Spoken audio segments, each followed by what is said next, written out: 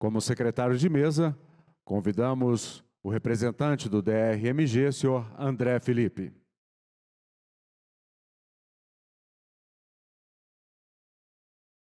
Inicialmente, ouviremos as considerações da presidente desta mesa, a senhora Luciana Dutra.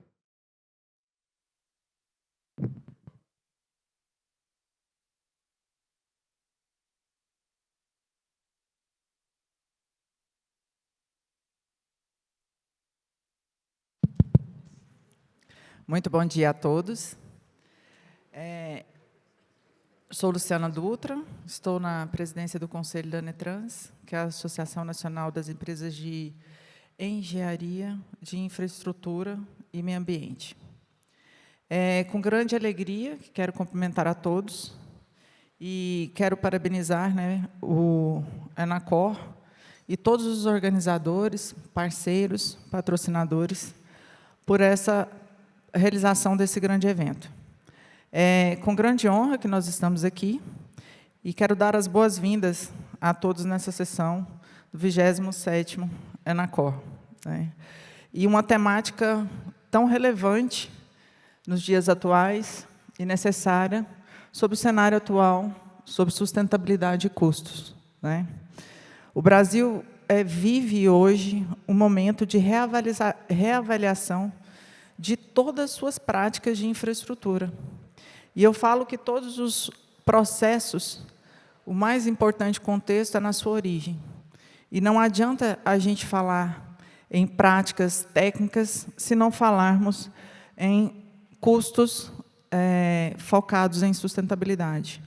O Brasil é o potencial líder da transição climática do mundo e, mais do que nunca, nós temos que investir em adaptação e prevenção climática.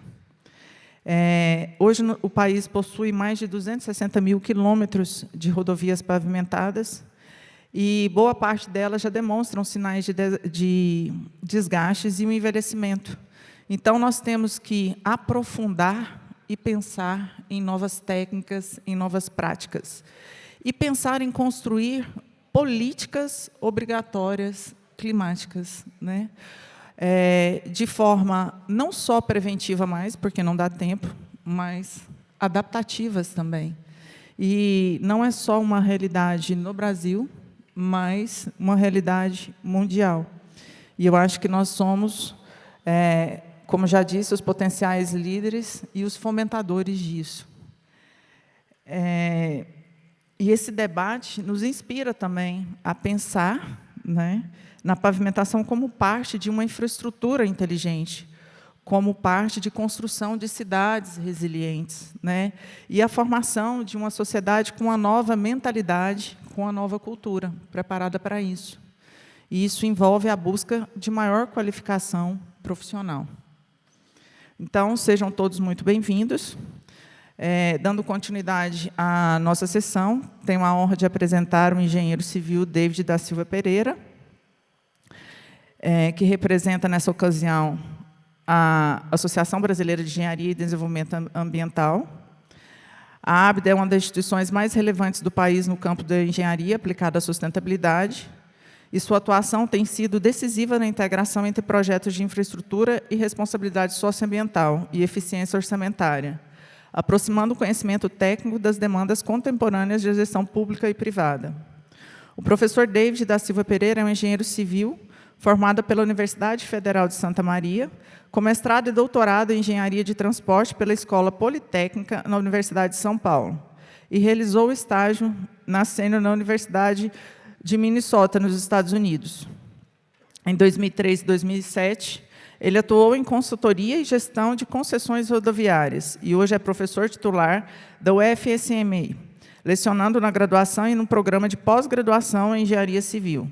Desenvolve pesquisas avançadas em infraestrutura viária, pavimentação mecânica e avaliação de pavimentos e cursos rodoviários, e coordena projetos de pesquisa, desenvolvimento e inovação que somam mais de 17 milhões captados para o GEPASF, consolidando como uma das maiores referências nacionais na área.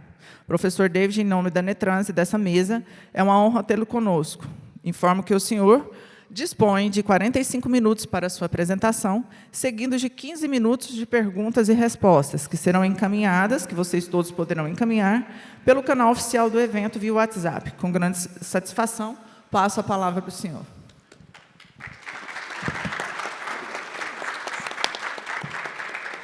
Bom dia. Com satisfação que eu recebi esse convite.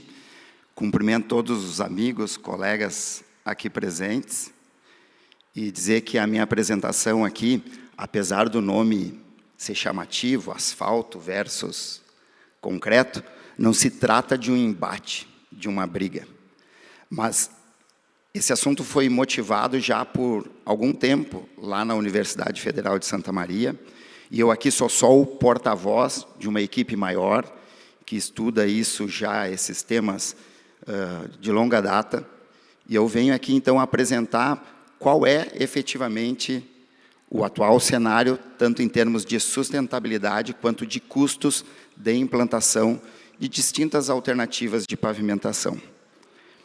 Nós, como engenheiros, talvez a nossa primeira atividade profissional que a gente vai ter, em qualquer que seja o ramo que a gente vá começar a trabalhar, a primeira pergunta que um cliente faz para a gente é quanto custa.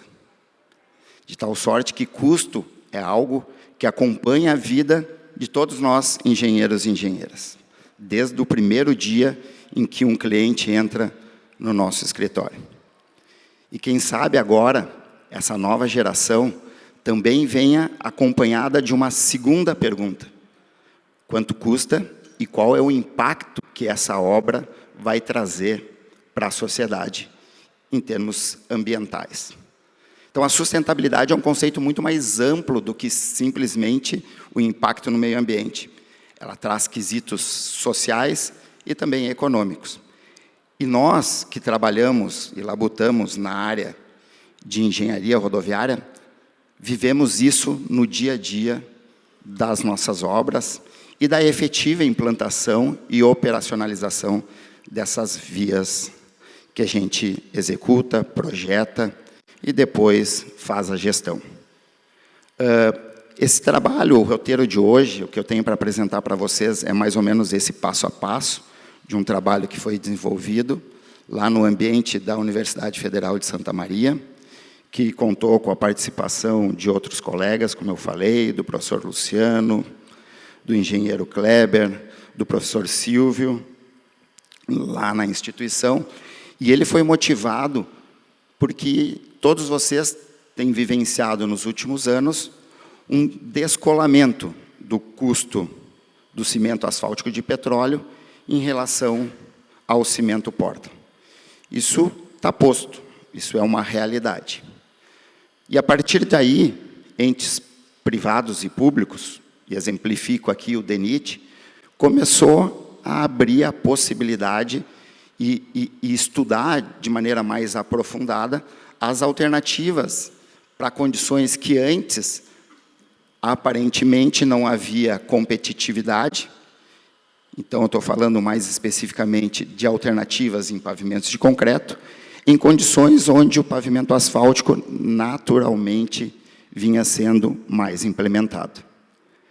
Obviamente que essa análise ela é perfeita. Nós, como funcionários públicos que somos, temos mais é que aplaudir essas iniciativas. No entanto, a gente precisa fazer uma análise um pouco mais aprofundada de como essa situação se dá caso a caso, e é isso que a gente vai trazer no dia de hoje. A gente não pode esquecer também que não é somente, ou não são somente os fatores econômicos que interferem na decisão. E a gente tem que fazer essa busca por pavimentos também pensando na eficiência e no desempenho dessas estruturas, porque isso também representa sustentabilidade. A sustentabilidade também tem essa premissa, que é a premissa de um ótimo desempenho. Então, a partir daí, surgiram algumas dúvidas. Qual é a alternativa de pavimento mais atrativa? Pavimentos asfálticos ou pavimentos de concreto? Qual é ao impacto que o tráfego traz nessa atratividade. E a sustentabilidade envolvida nesses quesitos, né, ou nessa escolha da alternativa, ela também traz influência do tráfego.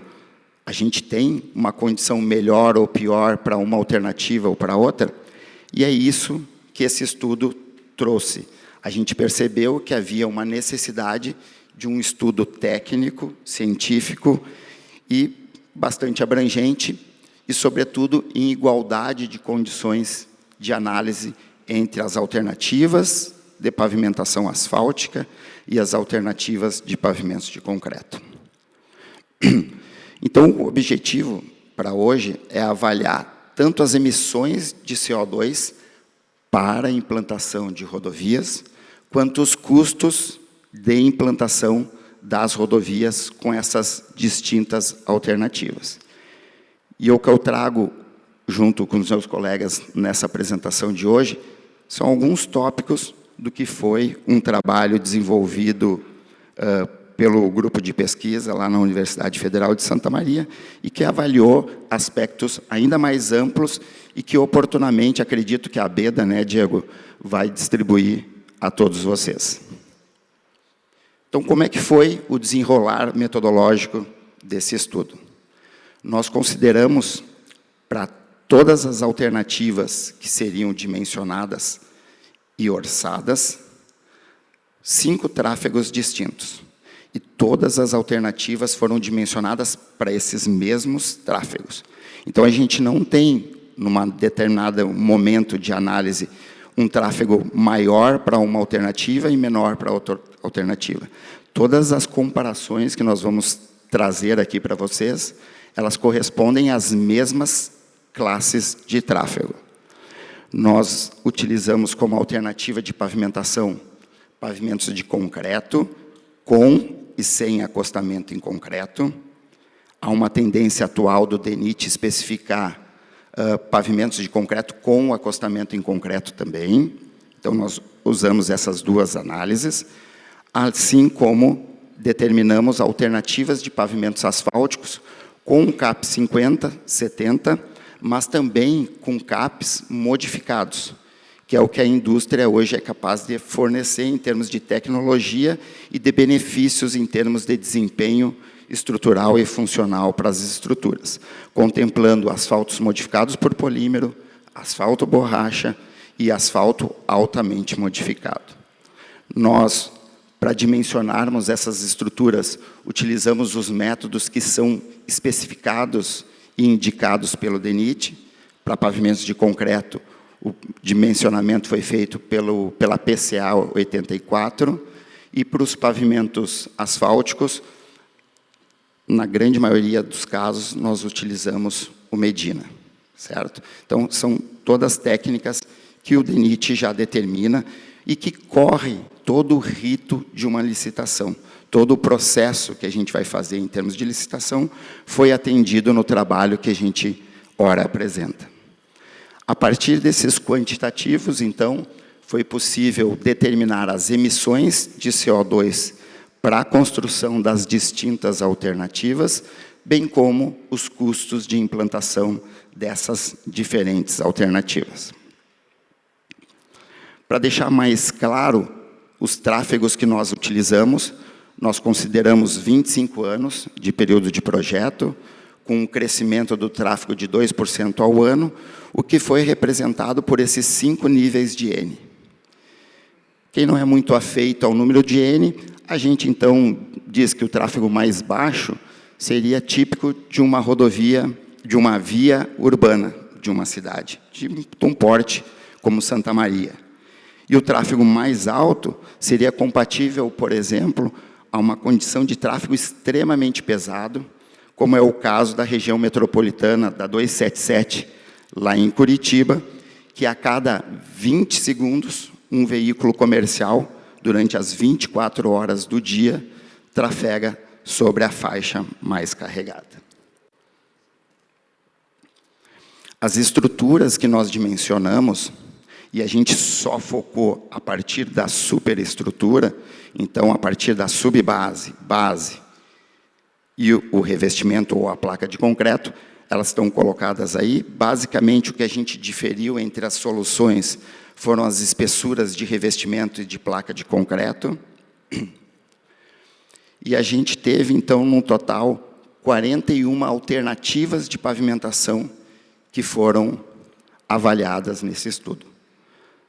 Tivemos os pavimentos de concreto, os pavimentos asfálticos e alguns casos específicos que eu vou trazer mais adiante. A gente originalmente pensava em 15 alternativas de estruturas distintas, mas a gente percebeu, ao longo do desenvolvimento desse trabalho, que essas alternativas não seriam capazes de fazer uma análise mais ampla de todo o espectro de tráfego e soluções que seriam viáveis. Então, a gente aumentou esse espectro de análise, essa matriz fatorial. Bom, em termos de métodos de dimensionamento, o que a gente utilizou? Para pavimentos asfálticos, nós utilizamos o Medina. O Medina ele foi desenvolvido inicialmente pela Petrobras, que financiou com outras instituições várias implantações de trechos experimentais. Atualmente, o Medina está nas mãos do DENIT, que assumiu esse protagonismo e tem desenvolvido inúmeras pesquisas e, recentemente, eu acho que a semana passada, já disponibilizou a versão 2.0 do Medina, e ela agora tem ainda continuou com alguns estudos de calibração e de aperfeiçoamento de um método, o que é lisonjeável, porque um método de dimensionamento não é algo estanque, de tal sorte que, dentro do Medina, a gente tem algumas possibilidades que até então não eram possíveis, que era analisar efetivamente os comportamentos ou as previsões de desempenhos distintas das misturas asfálticas constituídas de ligantes também diferentes. No método anterior, a gente não tinha essa possibilidade, agora a gente tem.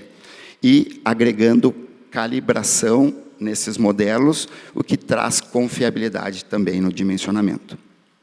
Por outro lado, o método de dimensionamento que foi empregado para pavimentos de concreto, infelizmente, ficou parado nos anos 1980. Mas o DENIT também está atento a essas condições, tanto que já tem um convênio contratado com o meu ex-orientador lá na USP, para fazer a evolução e trazer também esses critérios de confiabilidade para o dimensionamento e calibração de campo, para o método de dimensionamento de pavimentos de concreto. Em linhas gerais, aqui estão as espessuras das camadas que a gente dimensionou. Não vou passar uma a uma, rapidamente, mas sim aos desdobramentos do que essas espessuras trazem, tanto em termos de emissões, quanto também em termos de custos. Como é que a gente fez as análises de emissões de CO2 equivalente? Nós restringimos as nossas análises à implantação da rodovia. Então, todas as emissões, por exemplo, geradas pelo emprego da rodovia após inauguração, não foram considerados nesse primeiro momento. A gente tem interesse de continuar o desenvolvimento desse trabalho, mas a gente precisava pontuar nessa primeira etapa. Então, a gente vai desde a extração da matéria-prima, de todos os insumos básicos, até o efetivo dispêndio de energia necessário à construção da obra. Por exemplo, quanto que foi gasto com diesel para fazer a compactação das camadas, e o quanto que esse consumo gera de emissões equivalentes de CO2. Da onde que a gente tirou essas informações? Os quantitativos estão todos dentro do CICRO, que é uma plataforma absurdamente completa para quem tem o interesse, além de orçar, mas também de fazer esse estudo de emissões de CO2. Ele nos permite uma ampla análise em termos de emissões. E a gente recorreu à literatura técnica científica comprovada em termos das emissões para cada um desses insumos que constituem cada uma das soluções que nós estudamos. Em termos orçamentários, a gente teve também que partir de algumas premissas. Nós utilizamos uma rodovia de pista simples como referência e todos os custos e emissões estão relacionadas a 1 quilômetro dessa via, que tem 7,2 metros de comprimento, de largura de pista, mais os acostamentos de 2,5 metros. Quando nós iniciamos o nosso trabalho, o Sicro, a última data base de referência do Sicro era janeiro, nós utilizamos janeiro de 2025, e utilizamos o Estado do Paraná como referência. Os consumos dos insumos principais, sobretudo do concreto e das misturas asfálticas, foram consideradas as misturas que nós efetivamente implementamos e realizamos as simulações.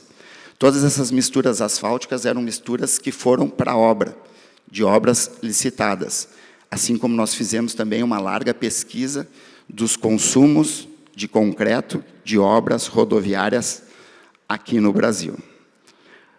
A gente ainda teve que usar os preços de referências do ligante da tabela da ANP, seguindo todo o rito de uma licitação pública.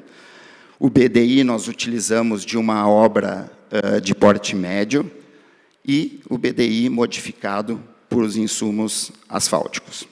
E todas as DMTs também foram consideradas iguais, para que a gente pudesse ter uma condição de isonomia nas comparações. Então, por exemplo, a DMT entre o canteiro e a frente de serviço previa 50 quilômetros de distância. Então, a usina de asfalto ou a usina dosadora misturadora do concreto estava distante da frente de serviço 50 quilômetros, certo? Isso foi sempre igual para todas as alternativas.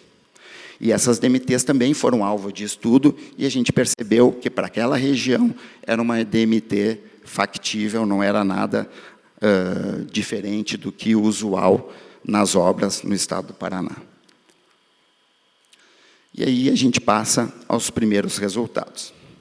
Em termos de emissões equivalentes, então, emissões dos gases do efeito estufa. Obviamente que para tráfegos crescentes, o dimensionamento estrutural do pavimento demanda espessuras maiores e, consequentemente, a gente vai tendo emissões maiores. Esses são os dados para os pavimentos asfálticos estudados. Observem que a cor de cada uma das coluninhas ali ela vai se manter constante. Então, o azulzinho, a gente tem os asfaltos, as misturas asfálticas com CAP 5070, o vermelhinho, a gente tem os asfaltos modificados por polímero, 6085, o amarelinho, o borracha, e o branco, o Raima, o altamente modificado. Esses são os valores para os pavimentos de concreto. Por que os pavimentos de concreto a gente tem duas coluninhas? A coluna cinza mais clara representa as alternativas de pavimentos de concreto com acostamento em concreto. Conforme eu falei, o DENIT tem uma tendência de indicar essa solução por alguns insucessos que ocorreram no passado, justamente nessa junta entre o pavimento de concreto da pista com o acostamento. Isso tem um reflexo estrutural também quando a gente dimensiona, porque a gente reduz a espessura da placa de concreto, certo? E o cinza mais escuro é aquele que prevê a alternativa em pavimentos de concreto com acostamento asfáltico. Todos os acostamentos foram dimensionados, inclusive. E a gente fez a compatibilização da estrutura do acostamento com a pista, e esse acostamento foi dimensionado para 10% do volume de tráfego da pista. Aí a gente tem a comparação entre as alternativas. Lembrando que a gente está falando das emissões equivalentes de CO2 para a construção das distintas alternativas para os diferentes tráfegos estudados. Do mais leve, que fica mais à esquerda, para o mais pesado, que fica pela direita.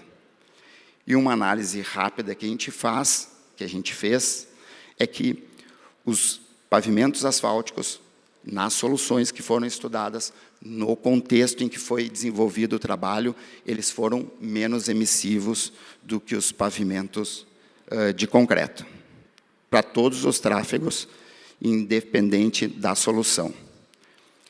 Essa tabelinha ela resume o quão menos emissivos os pavimentos asfálticos são em relação à alternativa que provavelmente será mais amplamente colocada em prática de pavimentos de concreto, que é com o acostamento em concreto. Então, quando está em azulzinho, significa que os pavimentos asfálticos são menos emissivos, cada coluna um determinado material, cada linha um determinado nível de tráfego. Então, a gente tem reduções de emissividades da ordem de 75% até 39% a menos de emissões para as distintas alternativas, para os distintos tráfegos que nós estudamos. A gente quis ainda visualizar um pouco mais para entender onde é que estavam os gargalos de cada uma das alternativas de pavimentação. E, em relação aos pavimentos de concreto, por exemplo, pegando o tráfego pesado, a gente tem 1.136 toneladas por quilômetro de via de emissões previstas, né, para os pavimentos de concreto. Quase 67% dessas emissões se dão na produção do cimento necessário para aquela solução.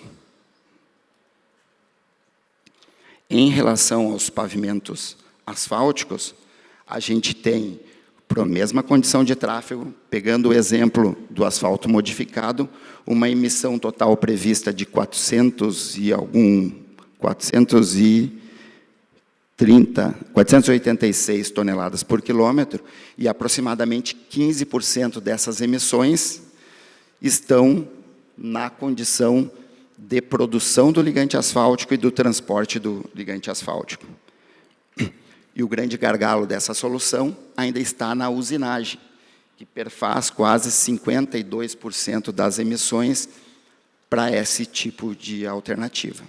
Então, a gente já percebe aí algumas condições e potencialidades que a gente tem já em desenvolvimento, por exemplo, de misturas mornas, para baixar a temperatura na usinagem e tornar essa alternativa ainda mais sustentável.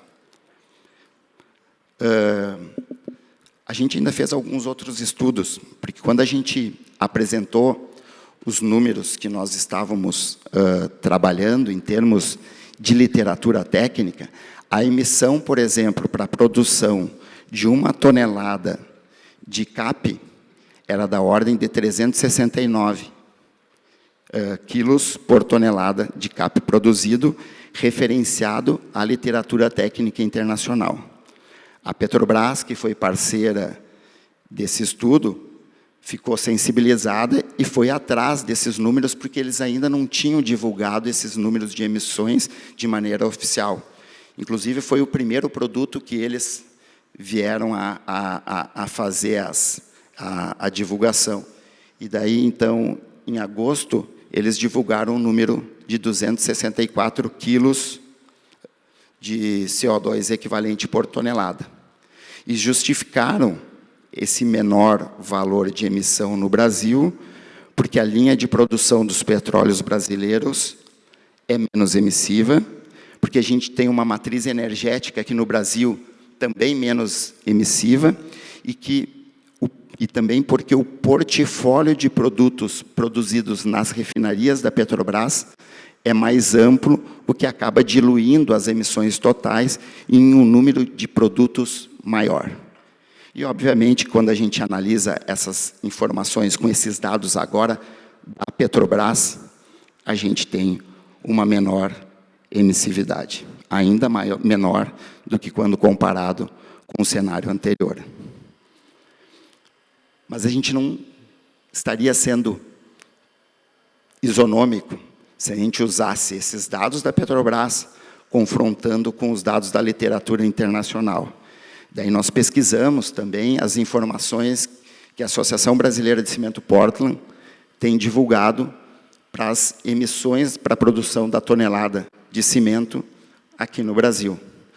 Acho que na semana passada o Jornal Nacional vinculou uma notícia falando sobre a emissividade. Acho que ele falou algo em torno de 580 quilos de CO2 equivalente por tonelada para o cimento aqui no Brasil. Nós usamos o valor de 564, e não o de 752 que nós tínhamos encontrado na literatura técnica internacional. E daí o que a gente fez? A gente analisou esses valores da indústria do cimento e comparou não com o que a Petrobras tinha nos mostrado, mas a gente quis pegar o cenário mais favorável para a indústria do cimento com menos favorável para a indústria do asfalto. E mesmo assim a gente verificou que para a condição, por exemplo, de tráfego pesado, a gente tem 40% menos emissividade com esse cenário mais desfavorável para o pavimento asfáltico e para o cenário mais favorável para o pavimento de concreto. Com isso, a gente conseguiu, então, concluir que, de fato, com quaisquer dos cenários que a gente analisasse, o nível de emissões dos pavimentos asfálticos ele é menor do que o dos pavimentos de concreto. E agora a gente passa para a questão de custos. Para cada uma das alternativas de pavimentos asfálticos, vocês estão vendo aí. Por óbvio, pelas mesmas questões que a emissividade vai aumentando com o tráfego, maiores volumes de materiais são demandados, a gente também tem o custo crescente para os pavimentos asfálticos. A gente tem aí também a mesma tendência dos custos aumentarem para os pavimentos de concreto. Inclusive, aquela tendência que o DENIT tem de especificar pavimentos asfálticos com acostamento em concreto, ele coaduna também com a questão de custos, sobretudo para as condições de tráfegos mais pesados, que é o que ultimamente vem sendo aventado e estudado pelo DENIT. Então, está na convergência. Custos menores para tráfegos maiores para a solução com o acostamento também em concreto. E aí, a gente tem a comparação dos custos das distintas alternativas. Pavimentos asfálticos e pavimentos de concreto. Fica meio poluído a gente enxergar assim. Talvez enxergar assim fique mais fácil. E a gente vai agora falar um pouquinho mais de cada uma dessas condições. Bom, pavimento asfáltico com CAP 5070, ele é indicado esse insumo para tráfegos de leve a médio. A partir daí, o CAP 5070 começa a enfrentar alguns problemas nas misturas asfálticas, por exemplo, em relação a deformações permanentes. Então, a gente parou a nossa comparação com essa solução até o tráfego médio. O que a gente tem aqui ainda? Vocês observam a linha vermelha, que é do custo com asfalto modificado, a amarelinha do borracha, e aqui a verdinha passou a ser a do Raima. Então, a gente vai tendo tráfegos crescentes, custos crescentes. A mesma coisa acontece com as soluções em pavimentos de concreto. Os pavimentos de concreto, eles são o cinza mais claro, com acostamento em concreto, e o cinza mais escuro, com o acostamento asfáltico. A gente também percebe que é quase que mandatário que a gente comece a utilizar misturas asfálticas com asfaltos modificados para tornar essa solução, em termos de desempenho, viável, mas também em termos de comparação de custos, também viável. Então, abre um alerta. Então, qualquer análise que a gente vai fazer de custos iniciais para definição das alternativas que serão licitadas posteriormente, ela obrigatoriamente demanda uma análise mecanicista e que possibilite trazer para a análise os benefícios em termos de desempenho que as misturas asfálticas possuem. Essa mesma análise, em função da limitação do método de dimensionamento de pavimentos de concreto, a gente não consegue trazer. A gente não tem essa possibilidade dentro do método. E a gente torce para que o método que vai ser desenvolvido consiga fazer essa análise de maneira mais apropriada.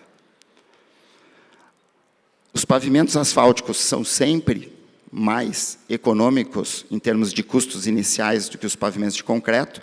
A resposta que a gente encontrou é que não. Quando a gente tem tráfegos muito pesado a extremamente pesado, há uma inversão de tendência. E os pavimentos asfálticos passam a ser mais caros, em termos de custos de implantação, do que os pavimentos de concreto. E essa tabela traz aí essas alternativas. Azulzinho, quando os pavimentos asfálticos são mais econômicos, e o percentual que ele é mais econômico.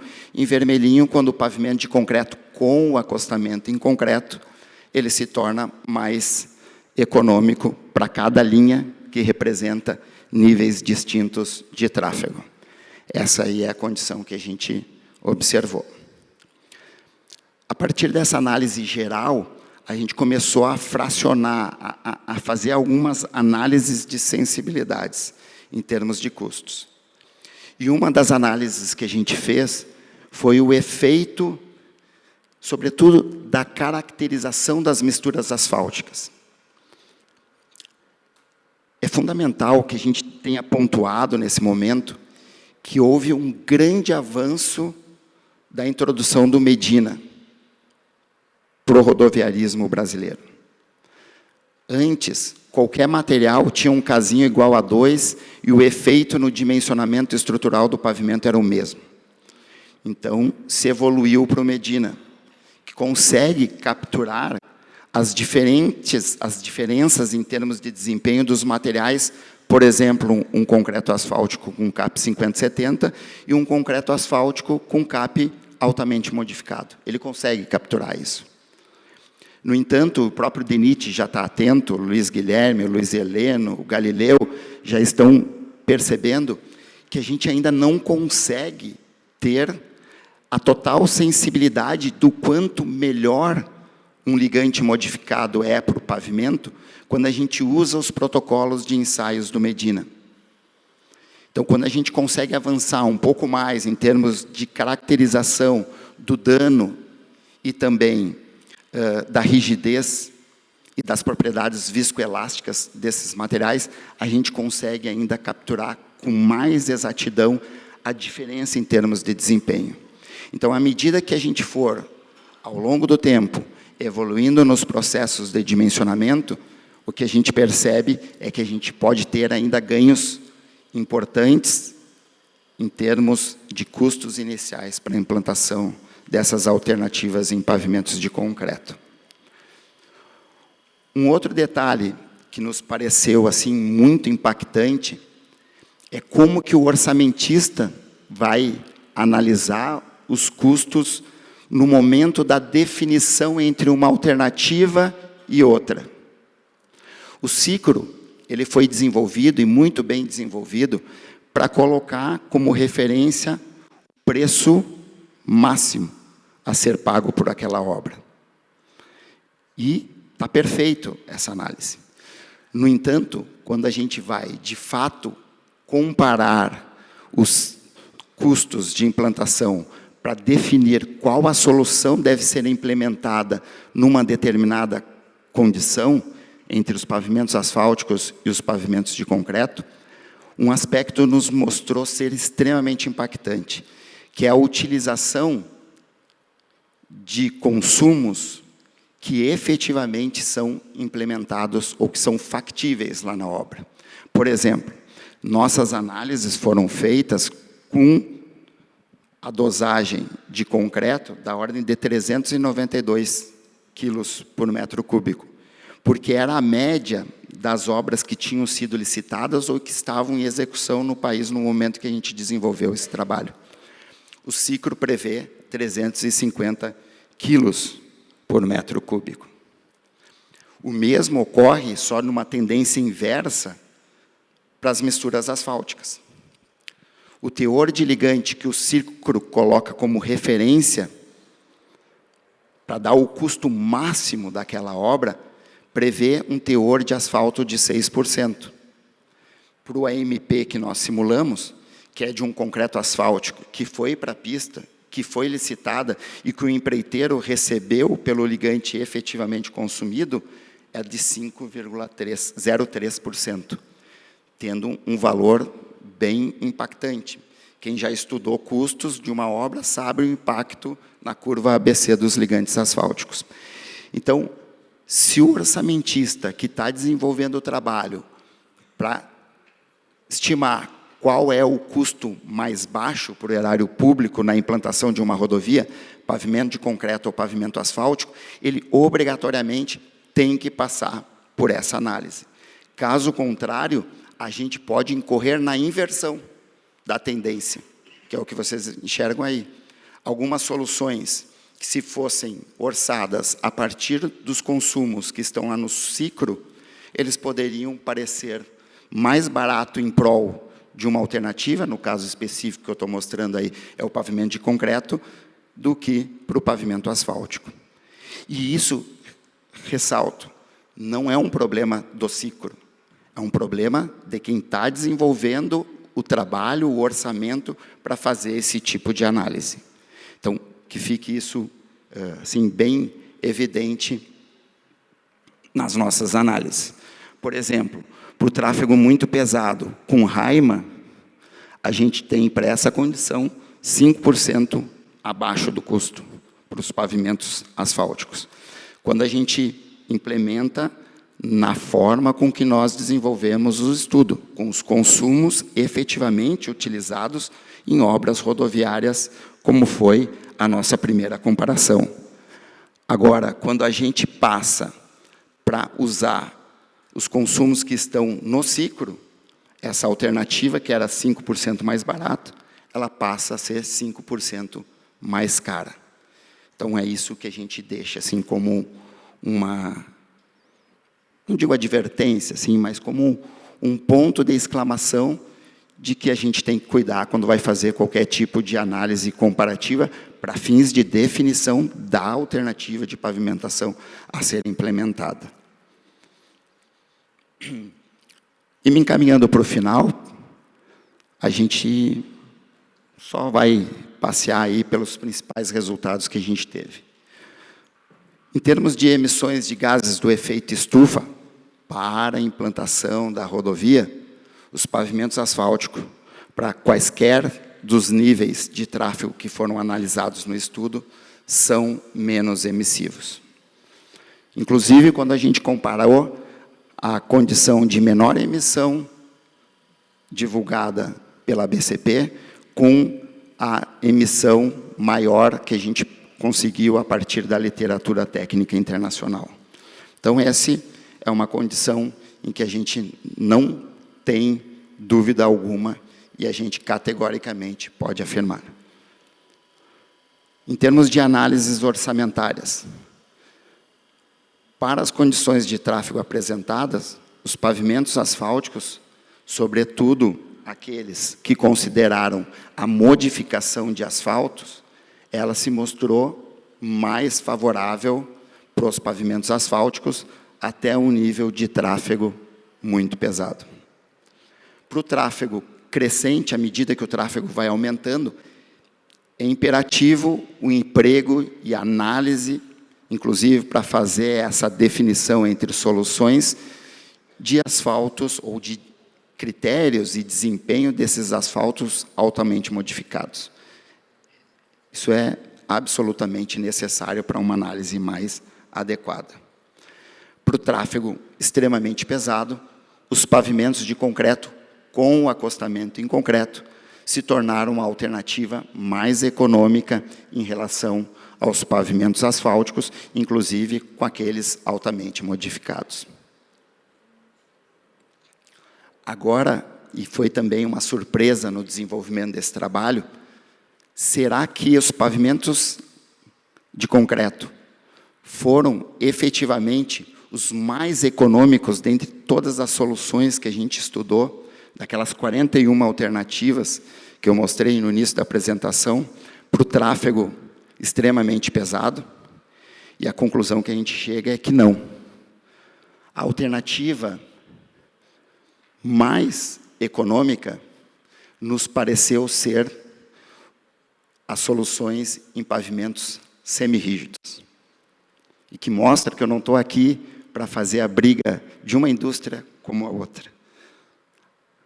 O pavimento híbrido, digamos assim, um neologismo, mas o pavimento com bases ou subbases cimentadas, associados a revestimentos de alto desempenho, foram as soluções melhores em termos de custos, dentre todas as que a gente analisou para os tráfegos extremamente pesados. Claro, pessoal, a gente ainda tem muito a avançar no estudo dos pavimentos semirrígidos. A gente tem que estudar melhor as dosagens dos materiais, processos construtivos, controle tecnológico e, propriamente, o ensaio de caracterização de dano e de rigidez dessas misturas asfálticas. Mas eles se mostraram, nos nossos estudos, os mais econômicos para essa condição. Então, abre uma frente aí de estudo. Eu sei que tem alguns grupos de pesquisa já desenvolvendo pesquisa nesse sentido. A gente precisa ter mais trechos experimentais e que vão nos dar mais segurança ao utilizar as bases ou as subbases cimentadas com revestimentos asfálticos de alto desempenho.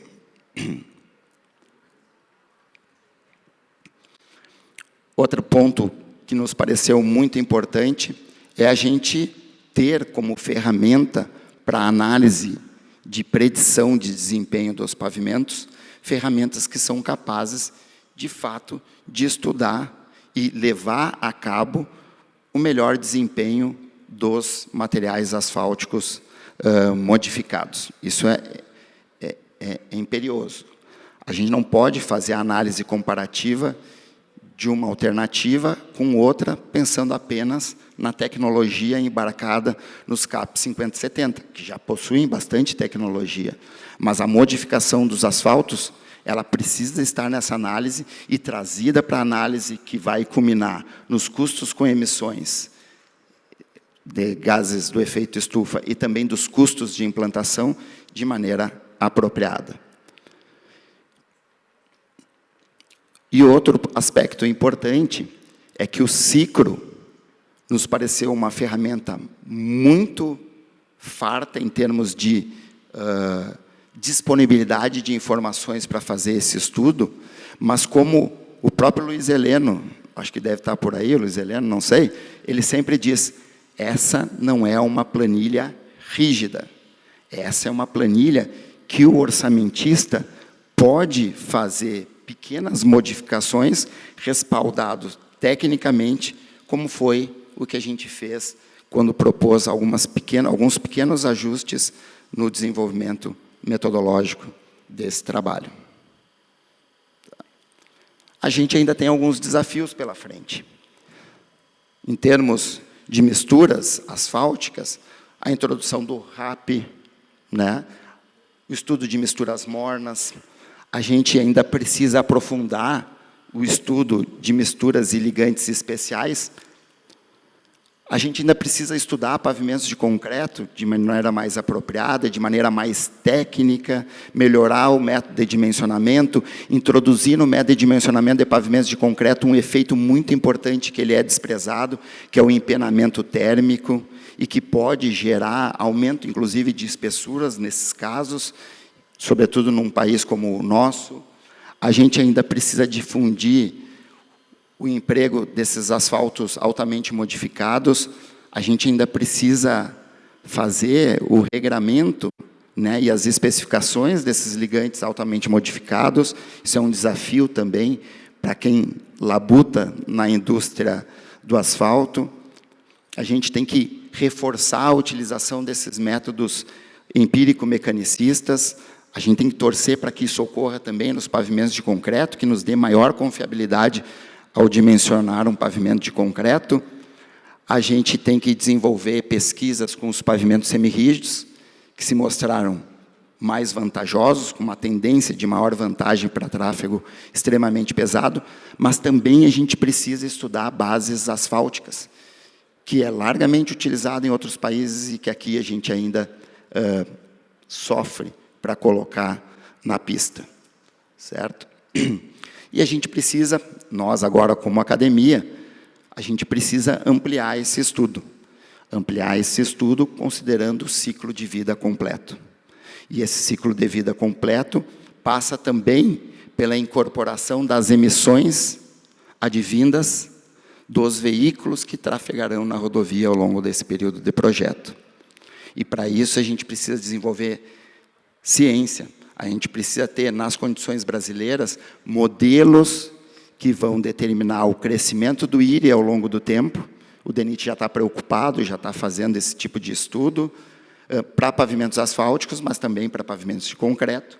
E a gente precisa também considerar a restauração lá no final do ciclo de vida desses pavimentos, lembrando que as nossas análises sempre consideraram o mesmo período de projeto para ambas as soluções, mas também incorporar a restauração, os custos de restauração e as emissões para restaurar as duas alternativas. A gente também não pode fazer essa análise de ciclo completo, considerando a restauração só de uma alternativa e não da outra alternativa em pavimentação.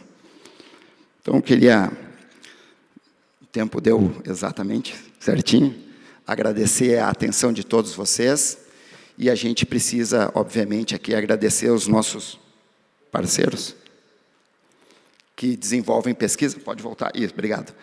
A ABEDA, que nos auxiliou no desenvolvimento desse trabalho, a Petrobras, a ANP, o DENIT, a gente tem um TED lá com o DENIT que está desenvolvendo algumas dessas análises que eu mostrei para vocês aí, CNPq, CAPES, a Universidade de North Carolina e também a Via Araucária, que tem fomentado as nossas pesquisas nesses últimos tempos. Então, muito obrigado pela atenção de vocês e vamos lembrar que o ciclo não é uma planilha rígida e que a gente tem o dever de fazer algumas modificações consubstanciando essas modificações no que a gente vê abertamente nos dados de obras rodoviárias. Muito obrigado. Ao senhor David Pereira, nossos agradecimentos pela participação. Antes de iniciarmos o debate, informamos aos senhores e às senhoras que podem enviar as perguntas através deste QR Code que está na tela. Aqueles que preferirem, podem solicitar o microfone que nós iremos conduzi-lo até vocês. Ouviremos, então, as considerações da presidente da mesa, a senhora Luciana Dutra. Professor, parabéns pela brilhante palestra, né? Foi extremamente pontual, e de um assunto muito relevante e que a Netrans acompanha já há anos, que é essa questão da formação de preços, né? E nós temos aí alguns desafios ainda pela frente. A gente evoluiu muito nessa última década em relação à discussão e à adaptação legal. Então, hoje, a gente está no processo de adaptação da nova lei de licitações e essa adaptação técnica agora com vistas aí à adaptação climática, né? A gente viveu uma década aí de degradação do modelo de negócio, estritamente pela prática do menor preço, né, em que aí desencadeou o excesso de obras paralisadas no Brasil, que hoje nós temos aí 50% das obras paralisadas, e o principal fator foi a composição de preço e projetos mal elaborados.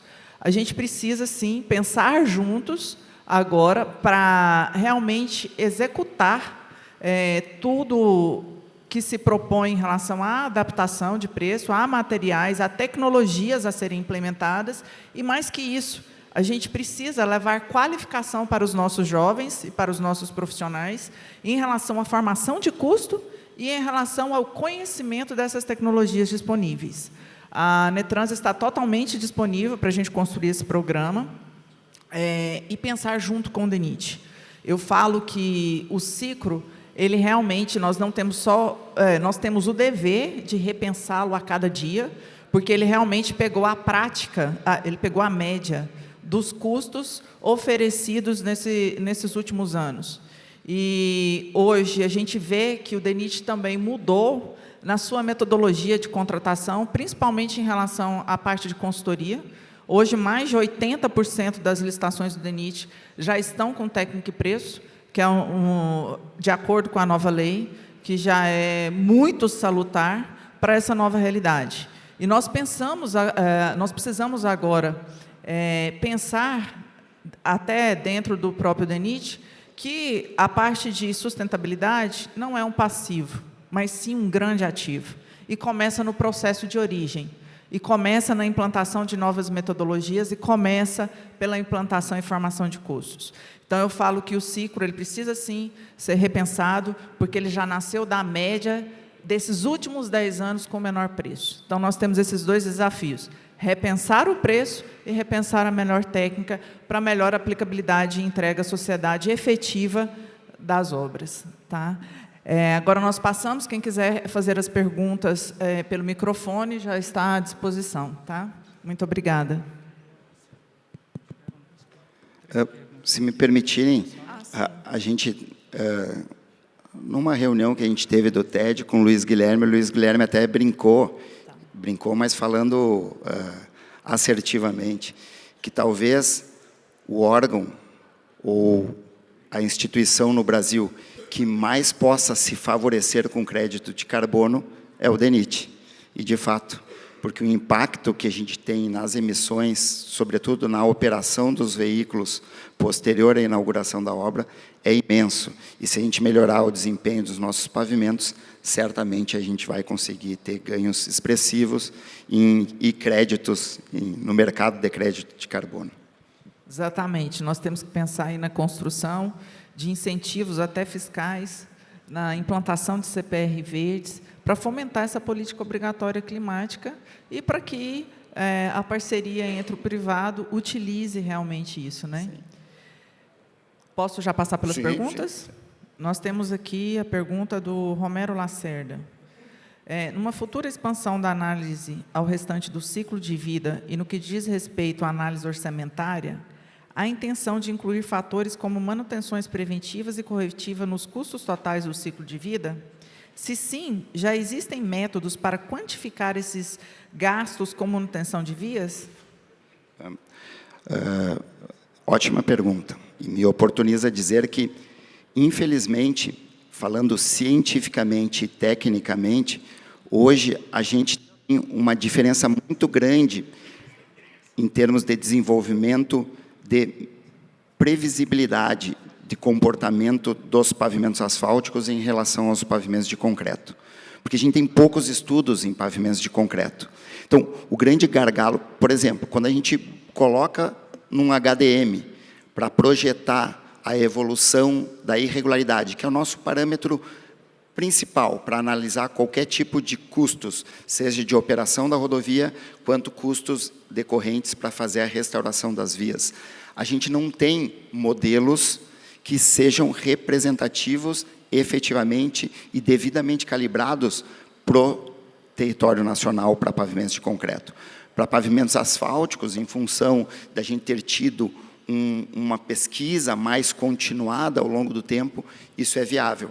E a gente espera que a gente consiga ter, em pouco tempo, capacidade técnica e de igualdade de condições de análises para os pavimentos asfálticos e os pavimentos de concreto. Qualquer análise que a gente faça hoje, nas duas comparações em termos de necessidade de custos de restauração, a gente vai ficar preso a algumas premissas que, infelizmente, serão facilmente batidas ou facilmente confrontadas em função do que a gente ainda tem em termos de deficiência nessas análises. O nível de desenvolvimento de uma técnica para outra ainda é muito grande. E eu estou falando aqui não como quem denigre uma condição ou outra, mas como quem é pesquisador, que já pesquisou muito sobre pavimentos de concreto e que acaba não tendo essa mesma garantia ao fazer essas análises. Mas isso, de alguma forma, a gente já está estudando e a gente vai tentar fazer para a próxima etapa do estudo. Ótimo. A próxima pergunta aqui, de forma bem breve, que o nosso tempo já encerrou, né? É sobre os comparativos entre os pavimentos. Temos alguma ferramenta ou planilha para fazer esses comparativos a nível de anteprojeto? Hoje já tem disponível isso? Pessoal, lembrando que todo orçamento ele é uma referência daquele instante para as premissas daquele instante. Tudo o que a gente desenvolveu em parceria com a ABEDA foi entregue para a ABEDA. Então, a ABEDA vai ser responsável por fazer essa divulgação, acho que ela vai fazer isso de uma maneira apropriada, em que essas condições irão aparecer. A gente fez com a database de janeiro de 2025. A gente acredita que não houve uma alteração muito significativa até aqui, nem no custo que está no ciclo, nem nos insumos básicos que são utilizados